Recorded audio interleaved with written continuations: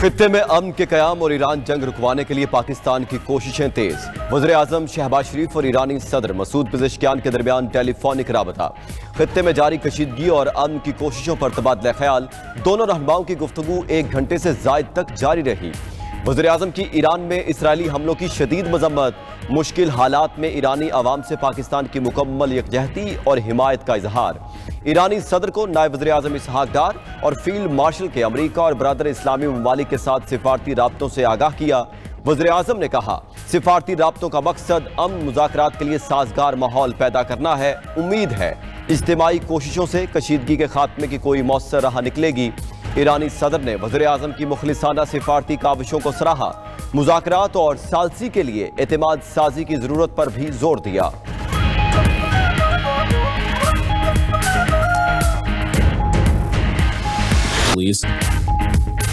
امریکہ جلد ایران جنگ سے نکل جائے گا۔ امریکی نائب صدر جے ڈی وینس کا بیان سامنے آ گیا۔ بولے، امریکہ اپنے زیادہ تر فوجی اہداف حاصل کر چکا۔ صدر ٹرمپ ایرانی حکومت کو کمزور کرنے کے لیے مزید کارروائی جاری رکھیں گے۔ ایران کے خلاف کارروائی کا مقصد طویل عرصے تک غیر مؤثر بنانا ہے۔ امریکہ 1 یا 2 سال تک ایران میں رہنے کا ارادہ نہیں رکھتا۔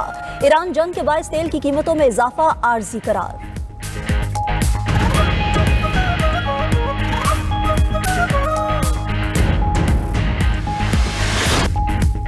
ایک طرف سفارتکاری، دوسری طرف جنگ جاری۔ ایرانی پاسداران انقلاب کا آپریشن بادہ صادق کی 85ویں لہر کا آغاز۔ اسرائیل اور امریکی اڈوں پر ایرانی میزائلز اور ڈرونز کی برسات۔ مقبوضہ علاقے میں اسرائیلی صنعتوں کو نشانہ بنایا۔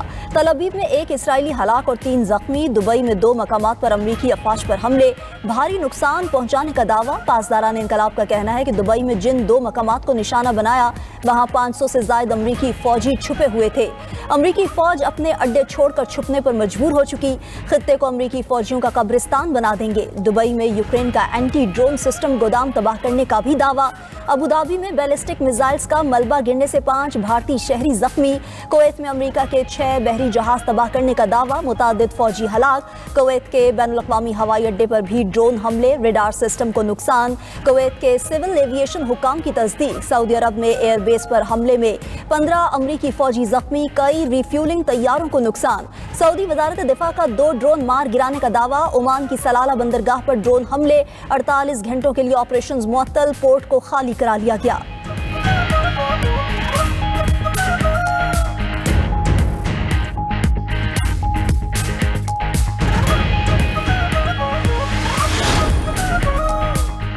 امریکہ اور اسرائیل کی متعدد ایرانی شہروں پر بمباری، 26 افراد جاں بحق۔ تہران میں Iran University of Science and Technology پر حملہ۔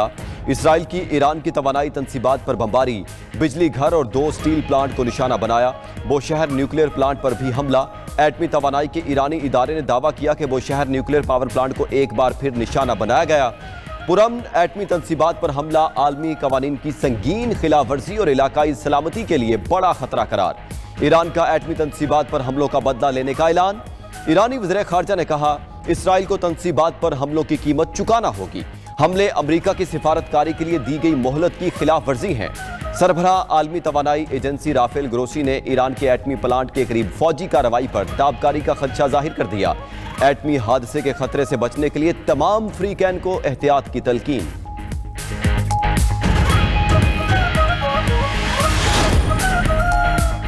یمن بھی مشرق وسطی جنگ میں باقاعدہ طور پر شامل۔ اسرائیل پر حملے شروع کر دیے۔ غیر ملکی میڈیا کے مطابق حوثی باغیوں نے اسرائیل کے جنوبی علاقوں پر متعدد بیلسٹک میزائل داغ دیے۔ ہدف مقبوضہ مغربی کنارے میں اسرائیلی فوجی تنصیبات تھیں۔ حوثی ترجمان کے مطابق حملہ لبنان، ایران، عراق اور فلسطین میں شہری انبار، بنیادی ڈھانچے کو نشانہ بنانے کے رد عمل میں کیا۔ اہداف حاصل کرنے تک کارروائیاں جاری رہیں گی۔ یمنی حملے کے بعد مشرق وسطی کی جنگ خطرناک صورتحال میں داخل۔ دفاعی ماہرین نے حوثی حملوں کو ایران جنگ میں بڑی اور سنگین پیش رفت قرار دے دیا۔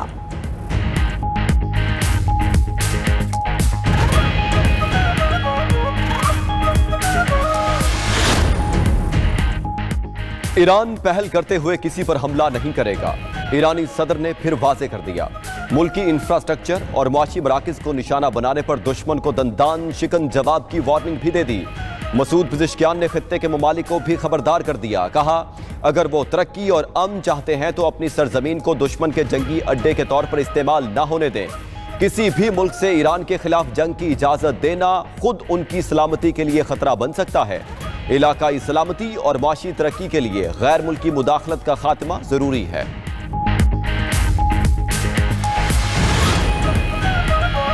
खलीजी ममालिक ने अमरीका की ईरान मुखालिफ जंगी हिकमत अमली पर सवाल उठा दिया। अमरीकी जरीदे ब्लूमबर्ग के मुताबिक अमरीकी अड्डों की मौजूदगी ने खलीजी ममालिक को बराह रास्त जंगी हदफ बना दिया। मजीद सख्त मुमकिना ईरानी जवाबी हमलों से खलीजी रियासतें शदीद बेचैनी का शिकार। कई अरब ममालिक अब अमरीका के बजाय चीन से दिफाई ताल्लुकात बढ़ाने के ख्वाहां। दी इकोनॉमिस्ट का कहना है कि अमरीकी इत्तहादी खलीजी ममालिक कभी भी ईरान जंग के हामी न थे। खलीजी ममालिक को खदशा है कि जख्मी ईरान पहले से बड़ा खतरा बन जाएगा। उधर तुर्क इंटेलिजेंस के डायरेक्टर इब्राहिम कॉलिन कहते हैं कि खलीजी ममालिक पर ईरान के हमले नाकाबिले कबूल हैं। हमें ये नहीं भूलना चाहिए कि जंग किसने शुरू की। कशीदगी रोकने के लिए इस पर दबाव बढ़ाना चाहिए।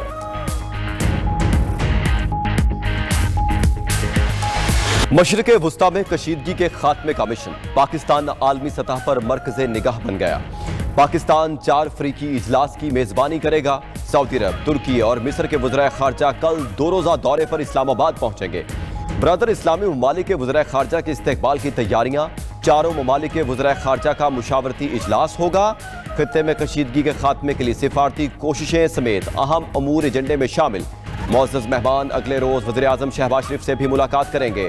उधर नायब वज़ीर आज़म इसहाक डार का कतरी वज़ीर आज़म और वज़ीर ख़ारजा से टेलीफोनिक राबता। खित्ते और आलमी सूरत हाल पर तबादला ख्याल। कशीदगी में कमी की अहमियत पर जोर। कतरी क़यादत ने अमन व इस्तेहकाम के लिए पाकिस्तान की कोशिशों को सराहा। इसहाक डार का इंडोनेशियन वज़ीर ख़ारजा को भी फ़ोन। इलाकाई और आलमी सूरत हाल पर गुफ्तगू। करीबी राब्ते में रहने का आज़म।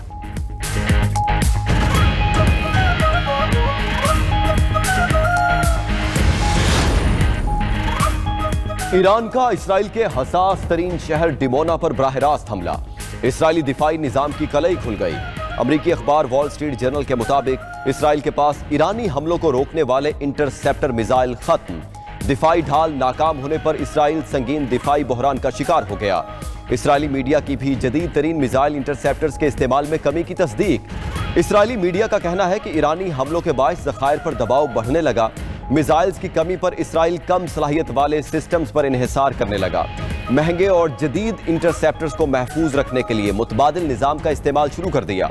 उधर अमरीकी महकमा खारजा के अमूर प्रोफेसर जॉन मेयरशाइमर ने कहा, जंग में जीत ईरान की होगी। ट्रंप के पास ईरान के मुतालबात तस्लीम करने के अलावा कोई रास्ता नहीं।